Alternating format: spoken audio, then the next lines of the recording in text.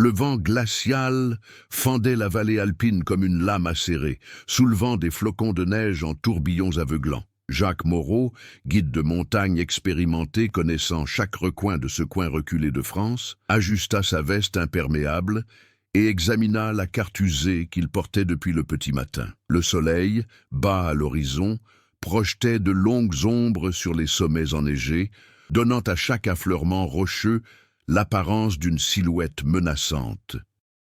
Depuis qu'il travaillait dans la région, Jacques avait entendu parler de vieilles histoires de touristes disparus, mais rien n'aurait pu le préparer à ce qu'il allait découvrir. 15 ans auparavant, un groupe de 5 jeunes gens avait mystérieusement disparu lors d'une excursion hivernale. Leurs traces s'étaient effacées dans la glace éternelle et les recherches, même menées avec du matériel moderne et des équipes expérimentées, n'avaient rien donné de concret.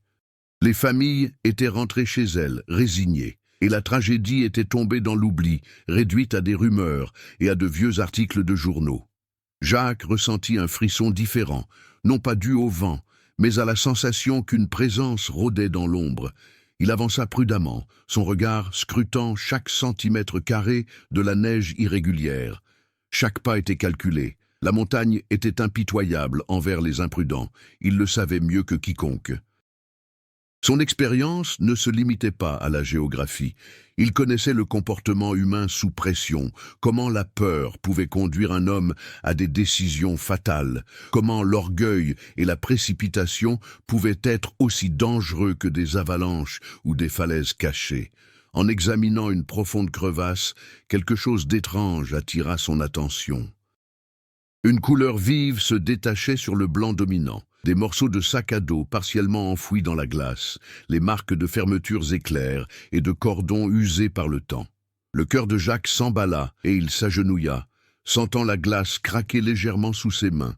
La découverte était impossible à ignorer. Ces sacs à dos n'auraient pas pu arriver là par hasard. L'hiver d'il y a 15 ans avait chassé les jeunes touristes du sentier et maintenant, enfin, une trace les reliait au présent. Mais Jacques n'était pas seul sur la montagne. Il sentit presque instinctivement la présence de quelqu'un qui l'observait de loin. Un homme émergea de derrière un rocher, partiellement dissimulé sous un épais manteau, le visage dans l'ombre, les yeux fixés sur Jacques. Il ne s'approcha pas, mais sa simple présence provoqua une tension immédiate, comme si l'air s'était comprimé autour d'eux. Cet homme, l'antagoniste de notre histoire, semblait en savoir plus qu'il n'aurait dû sur les disparitions. Ses motivations étaient obscures, son intérêt troublant. Jacques, conscient du danger, recula de quelques pas, maintenant une distance de sécurité sans pour autant perdre de vue les sacs à dos. Chaque décision comptait désormais. Une approche précipitée pouvait entraîner des blessures graves, voire pire. Il inspira profondément, s'efforçant de maîtriser sa nervosité, tandis que des souvenirs d'histoires anciennes lui revenaient en mémoire. Des guides expérimentés avaient disparu, même dans des conditions apparemment sûres. La montagne imposait le respect, mais elle recelait aussi d'anciens secrets, enfouis sous la glace éternelle. Le premier sac à dos, entrouvert, laissait entrevoir des effets personnels, un appareil photo abîmé, des vestes, des bottes usées. Aucun corps en vue, seulement des fragments de vie interrompus. Le mystère s'épaississait. Pourquoi ces sacs à dos avaient-ils été conservés par la glace et non enfouis ou détruits? Qui les avait laissés là ou perdus? Jacques sentait la tension monter, comme s'il était au seuil de quelque chose de plus grand, une révélation qui pourrait bouleverser toutes les certitudes sur la disparition des touristes. La montagne murmurait des secrets que nul autre n'entendait. Chaque pas en avant suscitait un mélange de fascination et de crainte. Jacques avançait lentement, observant le terrain, évitant tout signe d'instabilité, mais l'homme dans l'ombre ne disparaissait pas. Il semblait mesurer chacun de ses mouvements, comme s'il attendait le moment propice pour intervenir. La découverte des sacs à dos était devenue un jeu dangereux, et Jacques savait que la moindre erreur pouvait lui être fatale. À la tombée de la nuit, Le ciel aux teintes orangées et violettes se reflétait sur la neige, créant un contraste surréaliste entre beauté et danger. Jacques ajusta son équipement, se préparant à explorer les lieux plus en profondeur. Il ne pouvait pas simplement abandonner ses sacs à dos. Il y avait un poids moral à cela, le besoin d'apporter des réponses aux familles, de comprendre ce qui s'était réellement passé 15 ans plus tôt. Le mystère, jusque-là lointain, le concernait désormais personnellement. Le cœur battant la chamade et l'esprit en alerte, Jacques s'approcha du second groupe de sacs à dos, de plus en plus convaincu que cette montagne abritait non seulement de la glace éternelle, mais aussi une histoire que le temps n'avait pas complètement effacée. L'antagoniste, toujours tapi dans l'ombre, observait chacun de ses pas, et la tension entre eux montait en sourdine, telle la pression d'une avalanche sur le point de se déclencher. Jacques se trouvait au seuil d'une énigme mêlant géographie, psychologie humaine et le poids du passé. À chaque pas, le suspense s'intensifiait. Le lecteur, captivé par l'action, la menace latente et le mystère, est prêt à explorer plus en profondeur cet univers et ses personnages dans la suite. Le lendemain matin, une clarté glaciale baignait la vallée. Jacques avançait lentement, chaque pas calculé, scrutant les traces laissées dans la neige par les sacs à dos et les anciennes traces que le vent n'avait pas effacées. Le paysage alpin français, avec ses pics rocheux et ses glaciers éternels, s'étendait devant lui, implacable et magnifique. Pour le visiteur lambda, ce n'était qu'un panorama à couper le souffle. Pour Jacques, chaque crevasse, chaque irrégularité, chaque ombre avait une signification. C'était une carte vivante des risques, des histoires et de la survie. Jacques n'était pas qu'un simple guide. Il était un enfant de cette région. Né à Chamonix, il a grandi au son des récits d'expéditions qui ont mal tourné, de morts évitables et de disparitions inexpliquées. Ces histoires ont façonné sa vision des montagnes et des hommes. Il connaissait l'arrogance et la peur qui animaient randonneurs et touristes, ce qui le rendait extrêmement prudent, mais aussi trop curieux pour ignorer les mystères que recelait la montagne. L'antagoniste, que Jacques n'avait aperçu que de loin, demeurait une énigme. Un homme de taille moyenne, aux mouvements calculés, comme si chaque geste recelait une raison plus profonde. Jacques ne parvenait pas à discerner ses intentions. Était-il un collectionneur morbide, quelqu'un qui conservait des souvenirs de tragédie, ou bien directement impliqué dans les disparitions survenues 15 ans auparavant? Cette incertitude créait une tension palpable, mais elle enrichissait aussi l'intrigue. La montagne n'était plus seulement le décor, mais un personnage vivant, réagissant à la peur, à la curiosité et au silence de ceux qui la franchissaient. En explorant les environs, Jacques commença à découvrir de subtils signes de vie passée, de petites empreintes d'animaux, des cordes brisées et des restes de provisions mêlés à des marques de glace qui semblaient récentes. Chaque détail enrichissait l'histoire. Il ne s'agissait pas simplement de sacs à dos abandonnés, mais d'événements complexes reliant le passé au présent. Il comprit que les touristes disparus ne s'étaient pas simplement égarés. Quelque chose ou quelqu'un avait manipulé le cours de leurs actions, créant une piste qu'il s'apprêtait désormais à suivre. Jacques se souvenait aussi de détails personnels sur les jeunes disparus. De vieilles photos de journaux montraient des visages anxieux, des sacs à dos remplis de rêves d'aventure et des cartes griffonnées d'itinéraires improvisés. Chaque image faisait ressurgir l'humanité perdue durant cet hiver lointain. L'empathie de Jacques n'était pas seulement professionnelle, il y avait quelque chose de viscéral dans le besoin de donner un sens à la tragédie, de transformer des fragments figés en réponses concrètes. En marchant, il commença à percevoir des bruits subtils. Le craquement de la glace, le murmure du vent entre les pierres, comme si la montagne respirait. Chaque son accentuait la tension. Chaque ombre semblait dissimuler quelque chose qu'il devait découvrir. La montagne recelait des indices sur son histoire, mais aucune réponse facile. Jacques commença aussi à remarquer des motifs dans la neige qui suggéraient des mouvements récents, des empreintes qui n'étaient pas les siennes, signe que son adversaire le suivait à distance, l'observant, calculant. Dans cet environnement extrême, des personnages secondaires émergent naturellement.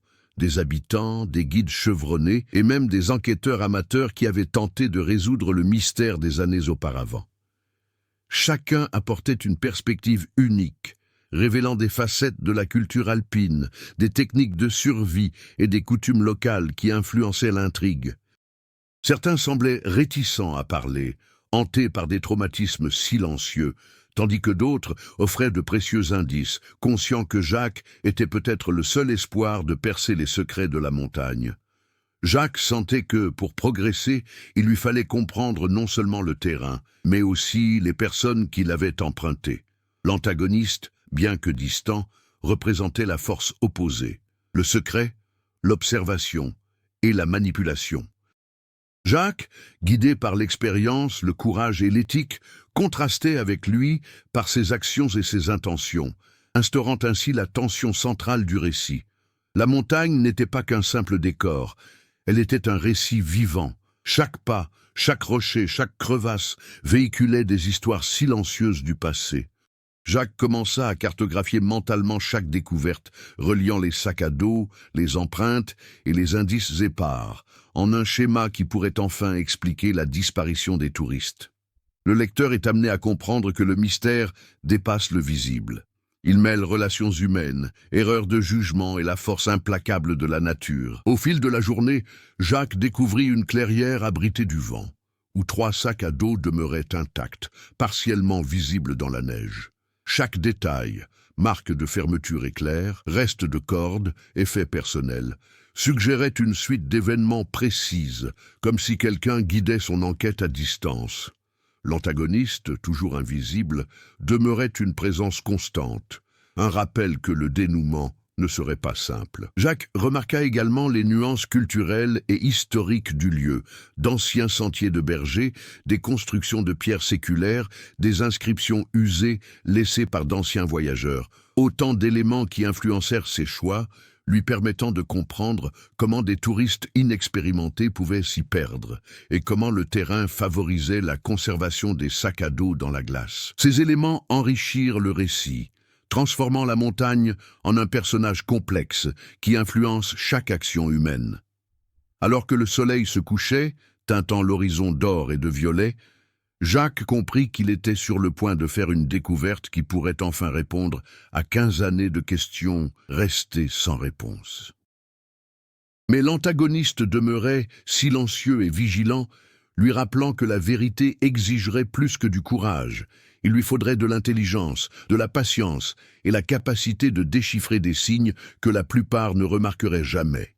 Jacques avançait lentement dans la vallée, chaque pas calculé, tandis que les sacs à dos partiellement enfouis dans la glace révélaient de nouveaux fragments du passé. Désormais, le paysage n'était plus seulement époustouflant. C'était un véritable champ de mines, de souvenirs figés et de signes subtils qu'un drame s'était produit 15 ans plus tôt. Le vent glacial portait non seulement le froid, mais aussi un sentiment d'urgence. Chaque rafale semblait murmurer d'anciens secrets, obligeant Jacques à interpréter avec précaution chaque son et chaque ombre. Le conflit principal s'intensifia lorsqu'il commença à remarquer des incohérences dans les indices. Les sacs à dos, bien que conservés par la glace, ne correspondaient pas à l'itinéraire prévu par les touristes disparus. C'était comme si quelqu'un avait manipulé la scène, guidant les objets vers des points précis, créant un récit contrôlé et délibéré. Jacques sentait que l'antagoniste n'était pas un simple observateur distant. Il façonnait l'espace, cherchant à le guider ou à l'induire en erreur. Cette prise de conscience accrut la tension, transformant le mystère en un jeu psychologique complexe. Le guide découvrit des signes de survie improvisés, des restes d'aliments emballés, des bottes usées et un manteau déchiré coincé entre des rochers. Chaque objet révélait des fragments d'actions désespérées, de décisions prises sous le coup de la pression et de la peur, mais aucun corps. C'était une énigme cruelle. Comment ces gens avaient-ils pu survivre pendant des jours, voire des semaines, et disparaître sans laisser de traces? Jacques sentait que chaque découverte accentuait son dilemme. Il devait choisir entre suivre le chemin le plus sûr et documenter ses trouvailles, ou s'aventurer plus loin dans cette zone dangereuse pour comprendre le déroulement complet des événements. Les personnages secondaires commencèrent à complexifier le conflit. Un chercheur local, spécialiste en géologie alpine, accompagnait discrètement Jacques, lui fournissant des informations sur les avalanches passées et les modifications de la structure de la glace susceptibles d'expliquer certaines anomalies constatées. Mais même lui reconnaissait ses limites. La montagne ne dit pas toute la vérité, Jacques. Parfois, elle ne montre que ce qu'elle veut bien nous montrer. Cette phrase résonna dans l'esprit du guide, renforçant l'impression que l'antagoniste pouvait tirer parti du terrain.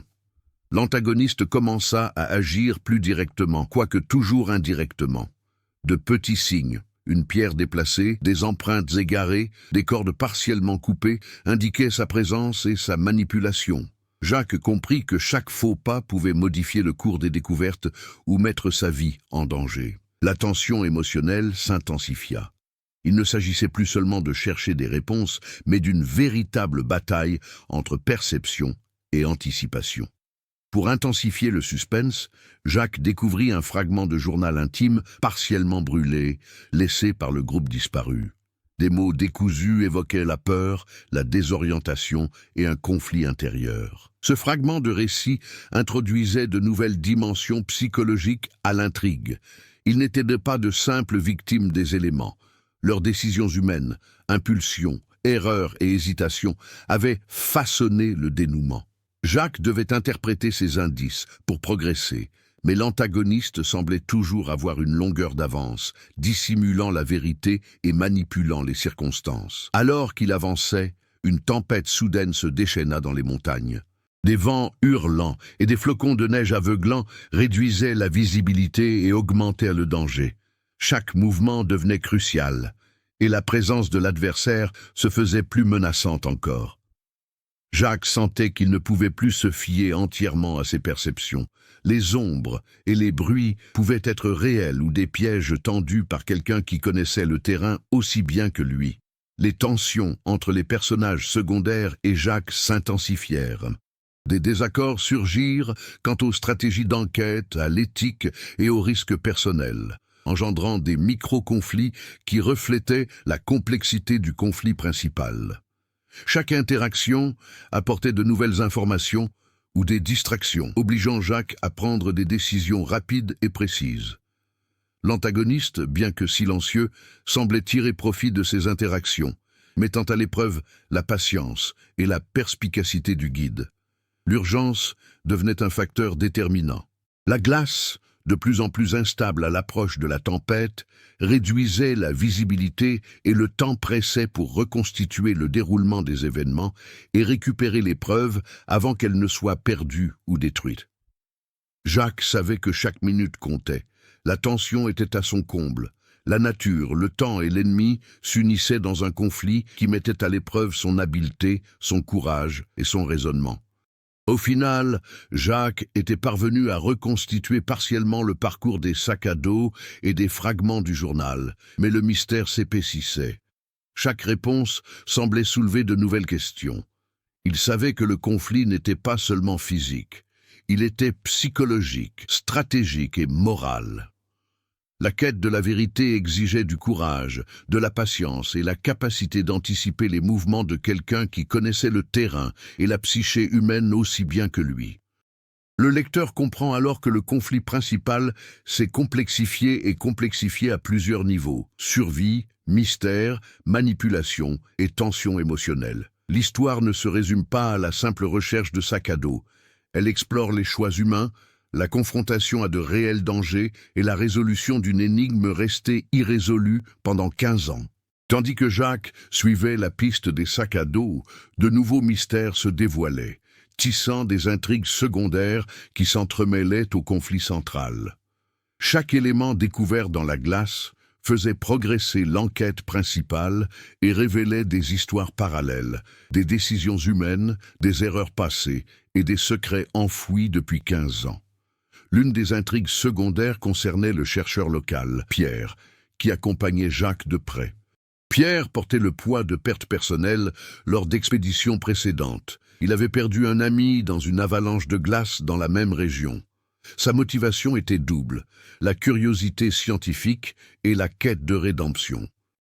Il fournissait des informations cruciales sur la géologie et les conditions météorologiques des montagnes, mais son instabilité émotionnelle engendrait des tensions avec Jacques lors des décisions critiques concernant la prise de risque et la poursuite de l'enquête. Cette relation complexe ajoutait une dimension humaine au conflit, révélant que non seulement la montagne, mais aussi les faiblesses humaines influençait le dénouement. Une autre intrigue secondaire a émergé des vieux documents que Jacques a découverts dans un refuge abandonné près du sentier. Des cartes griffonnées, des journaux intimes et des photographies suggéraient que d'autres touristes avaient emprunté le même chemin avant la disparition du groupe de 2002, mais que leur passage n'avait jamais été officiellement enregistré.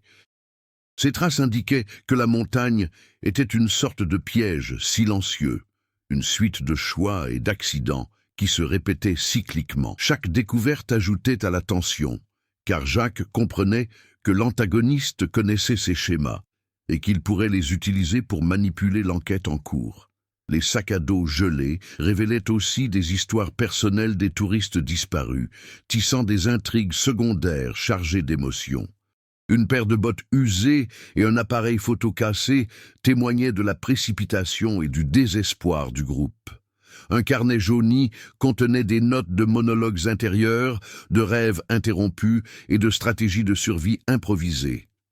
Jacques sentait qu'en reliant ces fragments, il pourrait reconstituer non seulement le déroulement des événements, mais aussi l'état émotionnel de chaque personne impliquée.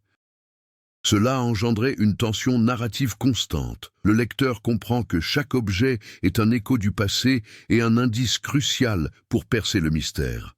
La pression du temps ajoutait une difficulté supplémentaire. L'hiver approchait, apportant son lot de risques d'avalanche et de glace instables.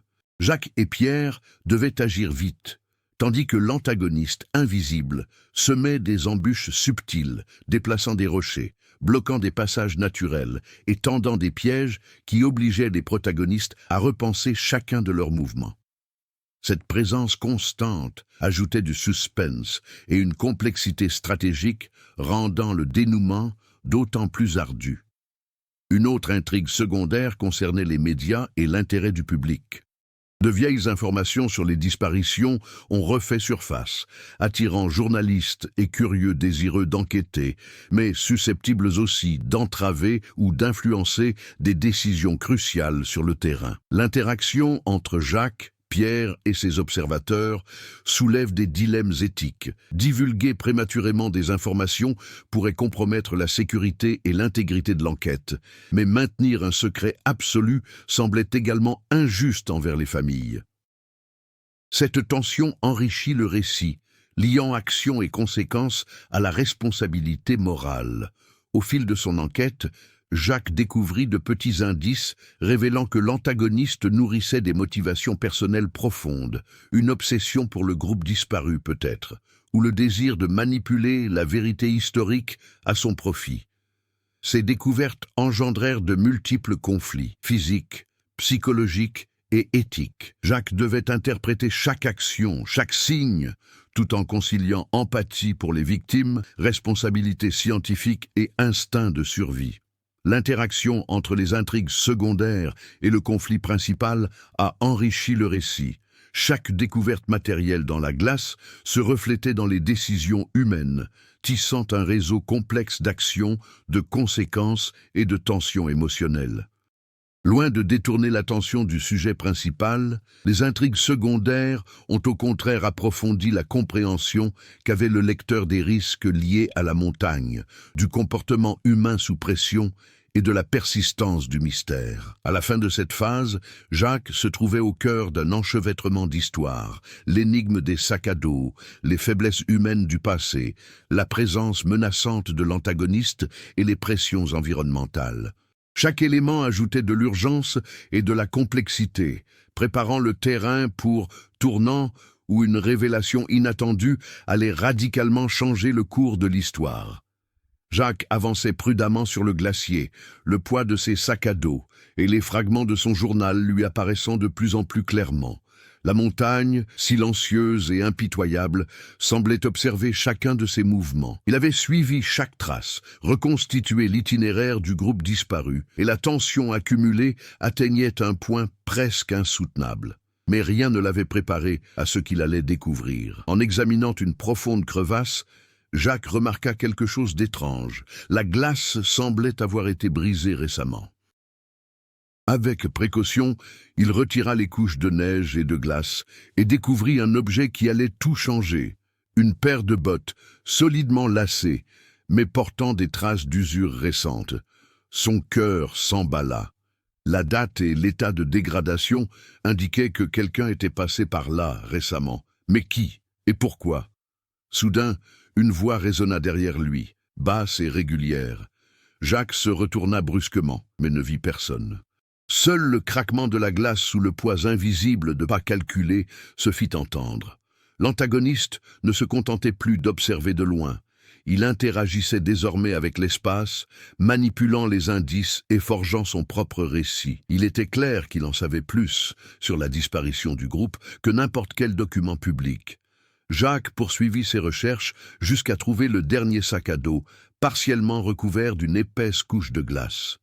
À l'intérieur, des objets intacts, photos, cartes, matériel d'escalade, révélèrent des détails inattendus.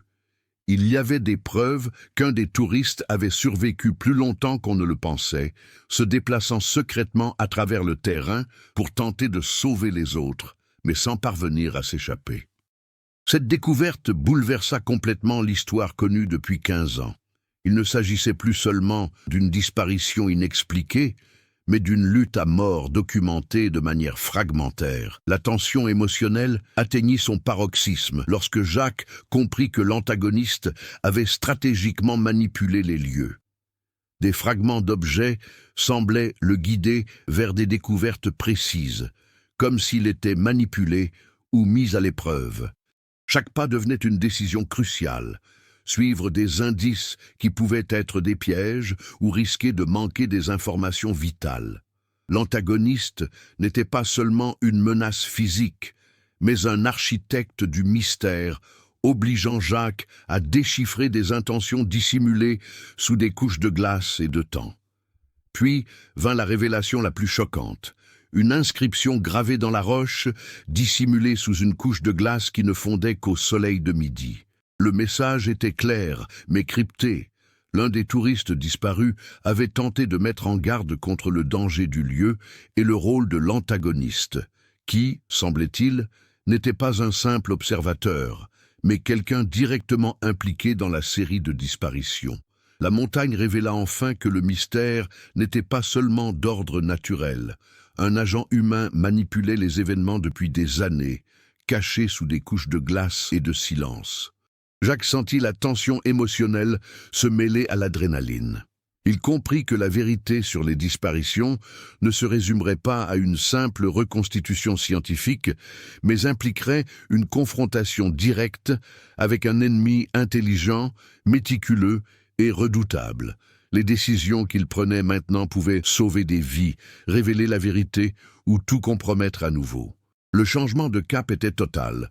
L'enquête, initialement centrée sur la recherche d'indices anciens, se muait en une confrontation imminente, où chaque choix pouvait avoir des conséquences inattendues. Le lecteur, jusque-là absorbé par le mystère des sacs à dos et de la disparition, se trouvait désormais confronté à un antagoniste actif et manipulateur. L'histoire, au-delà de sa simple rétrospective, devenait urgente, imprévisible et palpitante.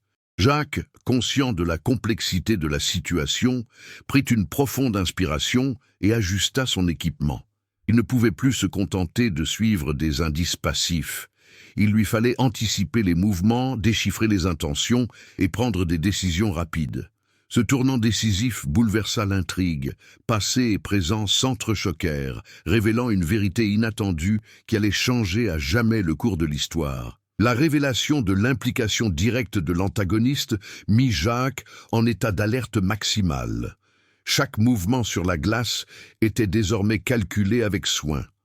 Le danger ne venait plus seulement de la montagne, mais aussi de quelqu'un qui connaissait les secrets du terrain et du comportement humain. La tension physique et psychologique s'intensifia, et chaque découverte antérieure prit un sens nouveau à la lumière de la manipulation révélée. Jacques comprit qu'il ne pouvait pas se contenter de répertorier les sacs à dos et de rentrer. L'interaction entre passé et présent exigeait une action immédiate. Chaque indice découvert par le groupe disparu révélait des risques réels susceptibles de se reproduire s'il n'était pas vigilant. Ce sentiment d'urgence se mêlait à l'adrénaline et à la peur. Il devait protéger non seulement les recherches, mais aussi sa propre vie et celle de toute personne se trouvant dans les environs. L'antagoniste commença à agir plus explicitement, laissant des traces de son passage, des pierres déplacées, du matériel légèrement modifié, des empreintes qui disparaissaient brusquement. Jacques comprit qu'il avait affaire à quelqu'un qui maîtrisait le récit, quelqu'un capable d'anticiper les mouvements, faisant de chaque pas une décision cruciale. La montagne, jusque-là neutre, semblait désormais renforcer le suspense, amplifiant les risques de toute action imprudente. Les conséquences affectèrent également sa relation avec Pierre, le chercheur. Auparavant coopératif, il se montra désormais hésitant. La peur d'un danger réel et d'une manipulation par l'antagoniste engendra des tensions entre eux. Les décisions quant à la marche à suivre se transformèrent en débats stratégiques, mêlant rationalité scientifique et instinct de survie. Jacques comprit que la confiance devait être absolue, mais que chaque décision pouvait mener à une erreur fatale. Cette dynamique conféra une profondeur émotionnelle au récit, montrant comment le conflit central se répercutait sur les relations humaines. Au fil de l'enquête, Jacques découvrit que l'antagoniste avait laissé des indices qui, correctement interprétés, pouvaient révéler toute la chronologie des événements entourant la disparition. Mais la complexité de la situation exigeait une analyse minutieuse. Un faux pas pouvait anéantir des indices cruciaux, voire provoquer des accidents. Chaque action avait des conséquences immédiates, transformant l'enquête en un jeu de stratégie où la nature, le temps et les intentions humaines s'entremêlaient de façon imprévisible. L'impact psychologique sur Jacques devint également évident. La responsabilité de reconstituer la vérité face à un danger réel et à une manipulation délibérée accentua la pression sur ses décisions. Il lui fallait trouver un équilibre entre émotion et raison, courage et prudence, préservant l'intégrité de l'enquête sans s'exposer inutilement. Le lecteur ressent la tension croissante. Il ne s'agit pas seulement de mettre au jour des faits anciens, mais d'affronter des conséquences susceptibles de bouleverser des vies dès maintenant. La montagne, témoin silencieux de 15 années de disparition, semblait réagir à chaque décision. Les crevasses, la glace instable et les vents mordants formaient des obstacles naturels qui accentuaient la pression de l'antagoniste. Chaque découverte, chaque progrès avait un prix. Se précipiter signifiait risquer la chute, tandis qu'hésiter pouvait permettre à l'antagoniste de manipuler à nouveau la situation. Jacques et Pierre se trouvaient désormais au cœur d'un dilemme permanent entre action et réaction. En analysant les vestiges du matériel et les journaux intimes, Jacques commença à comprendre que les conséquences du passé se faisaient encore sentir dans le présent. Les petites décisions prises par les touristes disparus, les erreurs de jugement et les choix risqués étaient amplifiées par la présence d'une personne manipulant l'environnement. Chaque objet retrouvé rappelait que les actions humaines ont des effets durables et que la vérité exigeait courage et discernement pour être révélée. À la tombée de la nuit, Jacques sentait qu'il se trouvait à un tournant décisif. La série de découvertes avait préparé le terrain pour la phase suivante, où les défis et l'évolution du protagoniste se révéleraient pleinement. Les actions entreprises jusqu'alors avaient des conséquences profondes, influençant non seulement l'issue de l'enquête, mais aussi les relations entre les personnages et le dénouement du conflit. Le lecteur comprend que le mystère ne se limite pas à des objets congelés ou à des disparitions anciennes. Il mêle décisions humaines, manipulations psychologiques et risques de survie bien réels. La tension émotionnelle et pratique créée par l'antagoniste prépare le terrain pour la phase suivante. Surmonter et grandir, où Jacques devra relever des défis qui le forceront à évoluer et à transformer son rôle dans l'histoire. Au fil de la nuit, Jacques ressentit le poids du froid et de la fatigue, mais aussi une détermination grandissante. Il comprit qu'affronter la montagne et son adversaire ne suffirait pas. Il devait évoluer mentalement, élaborer de nouvelles stratégies et faire davantage confiance à son intuition. L'expérience accumulée ne suffisait pas. Il fallait agir avec créativité et courage face aux dangers imprévus. Les difficultés s'intensifièrent lorsque la glace se mit à bouger sous leurs pieds, révélant des crevasses cachées et des couches instables qui menaçaient d'engloutir le matériel et l'épreuve. Jacques comprit qu'il ne pouvait plus se contenter des méthodes de guidage traditionnelles. Il lui fallait allier technique, analyse rapide de l'environnement et observation méticuleuse du comportement de l'adversaire. Chaque pas était une épreuve d'habileté et d'endurance, et chaque décision une source d'apprentissage immédiate. Pierre, le chercheur, remarqua le changement de comportement de Jacques. Le guide anticipait désormais les mouvements de son adversaire, adaptait ses itinéraires et tirait profit du terrain. La confiance entre les deux hommes se renforça à mesure que Jacques mettait en pratique ses connaissances, son expérience de terrain et son sens de l'observation. Cette évolution fut non seulement physique, mais aussi stratégique et émotionnelle. Jacques apprit à mieux gérer la peur, la pression et la manipulation. L'une des leçons les plus importantes est venue de l'interprétation des objets trouvés. Jacques a commencé à déceler des schémas dans le déplacement des sacs à dos et les signes laissés par l'antagoniste. De petites modifications révélant ses intentions, ses itinéraires privilégiés et ses points faibles. Cette intuition lui a permis de passer d'un simple suiveur d'indices à un planificateur actif, capable d'influencer en partie le rythme de l'enquête. L'évolution de Jacques a transformé le récit. Le protagoniste n'était plus un guide réagissant aux événements, mais un acteur façonnant le déroulement des actions pour parvenir à la vérité. Les intrigues secondaires se sont également développées. Pierre est devenu un allié plus stratégique, apportant un soutien technique et scientifique qui a élargi les compétences de Jacques. Parallèlement, les interactions avec les habitants et les vestiges historiques ont révélé des aspects culturels et psychologiques de la région, qui ont influencé directement les décisions du protagoniste. Chaque leçon apprise a approfondi sa compréhension de la montagne, du passé et de l'antagoniste, renforçant ainsi son évolution personnelle et professionnelle. Jacques commença également à aborder son adversaire avec plus de discernement. Il comprit que la manipulation ne pouvait être affrontée de front. Il fallait la neutraliser par la patience, l'anticipation et des actions calculées. Le respect qu'il portait à l'intelligence et à la stratégie de son adversaire le transforma, le rendant plus perspicace, plus sûr de lui et plus résilient. Cette évolution émotionnelle est essentielle pour lui permettre d'affronter le dénouement de l'histoire sans reproduire les erreurs du passé. Le froid, l'épuisement et la pression constante mirent à l'épreuve son endurance physique et renforcèrent son raisonnement. Jacques apprit à transformer son anxiété en concentration, sa tension en action précise et sa peur en détermination. Chaque découverte, chaque épreuve surmontée, révélait une progression manifeste. Il n'était plus un simple guide cherchant à comprendre le passé, mais un protagoniste capable d'intervenir, de déjouer les manipulations et de maîtriser le récit à son avantage. Alors que la tempête approchait, Jacques mit à profit ses nouvelles compétences pour organiser les fragments de preuves et anticiper les prochains mouvements de son adversaire. Il savait que chaque décision aurait désormais des conséquences cruciales, mais il se sentait prêt. Les leçons apprises ces derniers jours avaient transformé non seulement son approche de l'enquête, mais aussi sa conception du courage, de la responsabilité et de la morale. Le récit fait suivre au lecteur l'évolution progressive du protagoniste.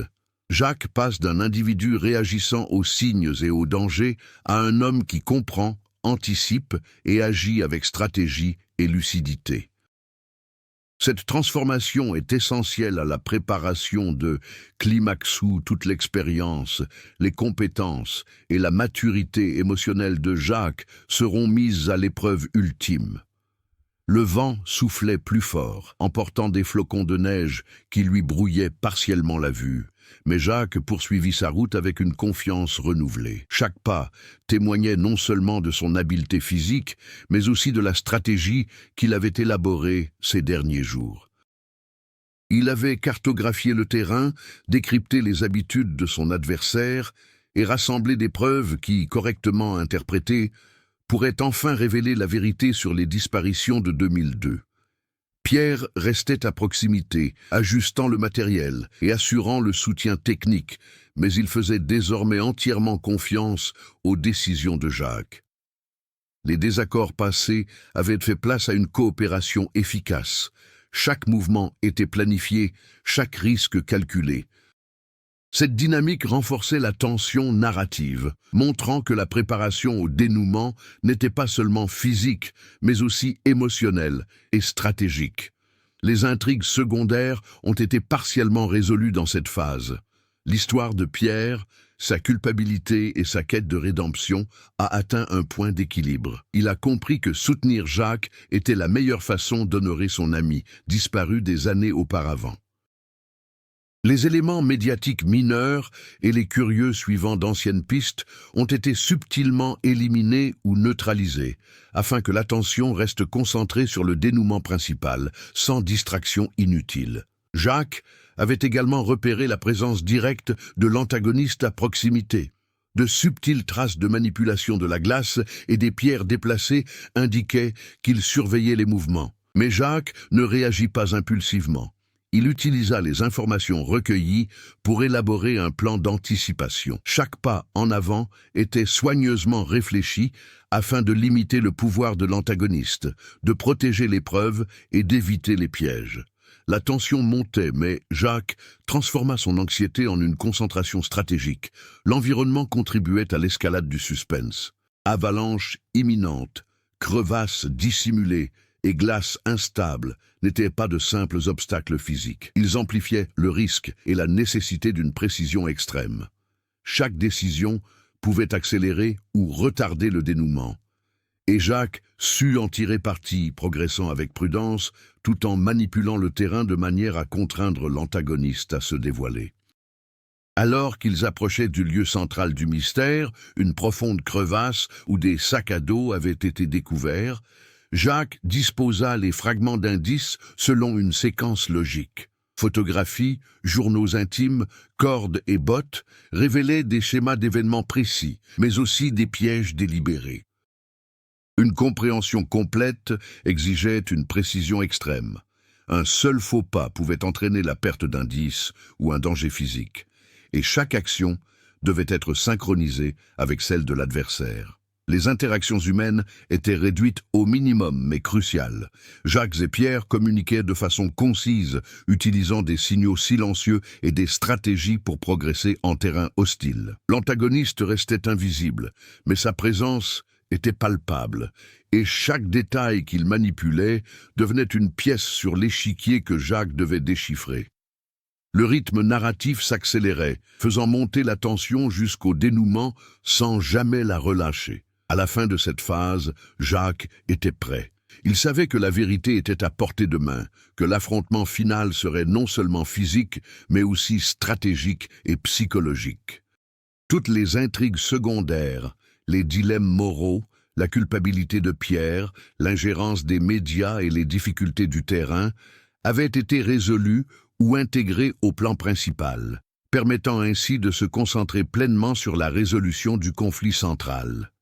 Le lecteur se trouve désormais au bord du dénouement. Chaque mouvement de Jacques est crucial. Chaque décision peut modifier le cours des événements et la tension qui s'est accumulée tout au long du récit est sur le point d'exploser en une action intense et un rebondissement final. Jacques s'avança avec une extrême prudence dans la dernière crevasse. La glace craquait sous ses pieds et le vent semblait plus impitoyable que jamais, porteur d'un froid mordant qui transperçait même les vêtements les plus épais.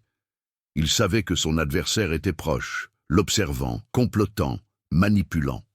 Chaque mouvement devait être précis, la moindre erreur pouvait lui être fatale. Soudain, une ombre se déplaça derrière un rocher voisin. Jacques se figea, évaluant la situation en quelques secondes. L'antagoniste, enfin visible, apparut avec une expression calculatrice. Il tenait des cordes et du matériel qui indiquait une maîtrise totale du terrain, une menace à la fois physique et psychologique.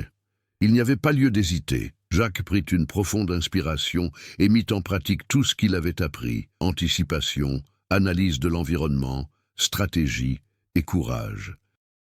Il avançait avec des mouvements mesurés, esquivant les brèches et exploitant à son avantage les moindres indices laissés par son adversaire. Chaque action témoignait de sa progression personnelle et professionnelle, transformant l'expérience et l'observation en un atout décisif.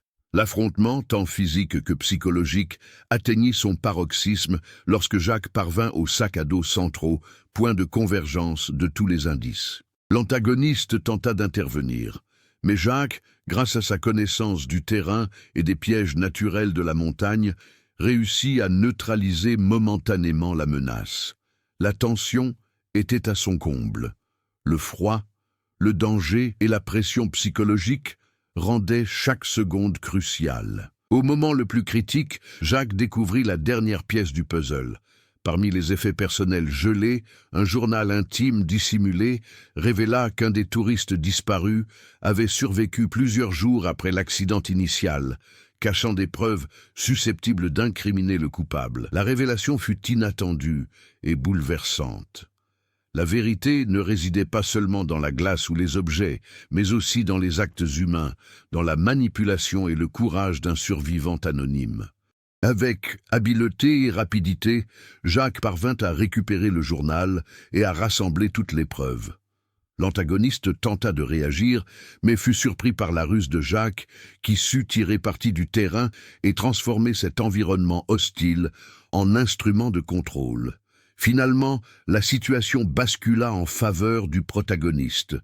Au plus fort de la tension, une avalanche partielle commença à se former au bord de la crevasse. Jacques, évaluant les risques, attira son adversaire hors de sa position, profitant du mouvement de la glace pour assurer sa capture symbolique, non par la force, mais par la supériorité stratégique. Le conflit intense et périlleux touchait à sa fin. L'action intense a culminé avec la révélation complète de la vérité, la disparition du groupe de touristes de 2002, la manipulation de l'antagoniste et la survie partielle d'un des jeunes. Chaque élément du conflit principal, des intrigues secondaires et des défis physiques avait été résolu, mais d'une manière surprenante. Personne ne s'attendait à ce que le secret du survivant, enfoui dans la glace, révèle toute l'histoire. Jacques, épuisé mais triomphant, tenait le journal et l'épreuve entre ses mains, le regard perdu dans l'horizon alpin. Il avait surmonté non seulement les dangers de la montagne, mais aussi les manipulations humaines et les épreuves intérieures liées au courage, à la perspicacité et à la stratégie. Le lecteur est récompensé par une conclusion intense, imprévisible et cohérente qui annonce les conséquences finales. L'antagoniste enfin neutralisé et le journal retrouvé, Jacques put analyser tous les éléments et reconstituer le déroulement complet des disparitions de 2002. Les touristes avaient été confrontés à des erreurs de jugement, des conditions extrêmes et des décisions désespérées, mais aussi à des actes de courage et à des tentatives d'entraide jusque-là insoupçonnées. La montagne, impitoyable et silencieuse, conservait ses souvenirs comme un témoignage éternel de la fragilité humaine face à la nature. Pierre a contribué à tout documenter en organisant les photographies, les journaux intimes et les cartes. La presse, auparavant avide de sensationnalisme, a reçu des informations soigneusement vérifiées. L'histoire a finalement révélé la vérité, non seulement sur le sort des touristes, mais aussi sur le rôle de l'antagoniste, dont les manipulations avaient prolongé le mystère pendant 15 ans. Cette révélation a apporté soulagement, mais aussi choc. Le public a pris conscience de la complexité de la disparition, de l'interaction entre les choix humains et les aléas naturels et de la précision requise pour survivre dans un environnement aussi extrême. Pour Jacques, la conclusion était plus personnelle. Il avait surmonté des épreuves physiques et psychologiques, gagné en expérience, en confiance et en perspicacité stratégique. L'enquête avait non seulement apporté des réponses aux familles des victimes, mais avait aussi conforté son propre rôle de guide et d'enquêteur chevronné, capable d'affronter des situations où la vie et la mort se mêlent au mystère et à la manipulation. L'antagoniste fut livré aux autorités, son emprise sur le récit brisé. Mais les actes passés restèrent gravés dans la mémoire de la montagne et dans l'esprit de Jacques, lui rappelant que le courage, l'intelligence et la résilience sont aussi essentiels que la force physique. Chaque décision prise durant sa quête eut des conséquences profondes, mais apporta aussi justice et vérité. Le mystère né de ces sacs à dos prisonniers des glaces éternelles s'est mué en une histoire de courage, d'intelligence et de révélations surprenantes. Les questions du passé ont trouvé des réponses, mais d'une manière inattendue, non pas par de simples découvertes, mais par des confrontations stratégiques, des interprétations nuancées et une évolution personnelle. Jacques contempla une dernière fois la vallée, sentant le vent froid lui rappeler la rudesse de la vie en montagne, mais aussi la beauté de comprendre et de surmonter les défis qu'elle présente. La glace éternelle recelait encore bien des secrets, mais l'énigme de 2002 était enfin dévoilée, surprenant tout le monde par sa complexité et son ingéniosité. 15 ans après la disparition du groupe, Jacques retournait parfois à la montagne, désormais respecté par les habitants et ses collègues, pour avoir résolu le mystère qui hantait la région. Pierre continuait de travailler comme chercheur, mais avec la sérénité de celui qui avait contribué à rendre justice à la mémoire des touristes. Les sacs à dos demeuraient comme des vestiges du passé, un rappel que le courage, l'intelligence et la patience pouvaient transformer des secrets enfouis en réponses inattendues. Et bien que l'antagoniste fût en détention, Jacques savait que la montagne recelait encore des énigmes que seuls les plus attentifs pouvaient percer. Le froid éternel demeurait silencieux, attendant le prochain défi. Si l'histoire de Jacques et les mystères des montagnes françaises vous ont captivé, n'hésitez pas à la partager. Faites découvrir ce récit à vos proches et réfléchissez à la façon dont le courage, la stratégie et la persévérance peuvent transformer les épreuves en découvertes surprenantes. Abonnez-vous à la chaîne pour découvrir des histoires vraies et captivantes et suivez des enquêtes qui explorent les mystères du passé et du présent.